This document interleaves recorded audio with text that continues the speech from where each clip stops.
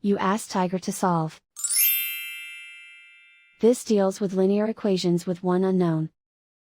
The final result is x equals -1. Let's solve it step by step.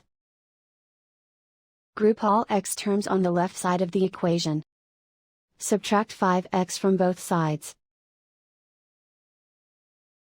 Group like terms. Simplify the arithmetic. Group like terms. Simplify the arithmetic.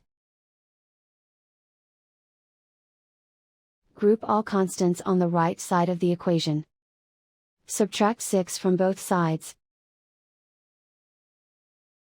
Simplify the arithmetic.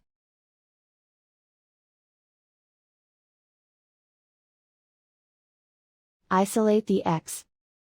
Multiply both sides by -1. Remove the ones.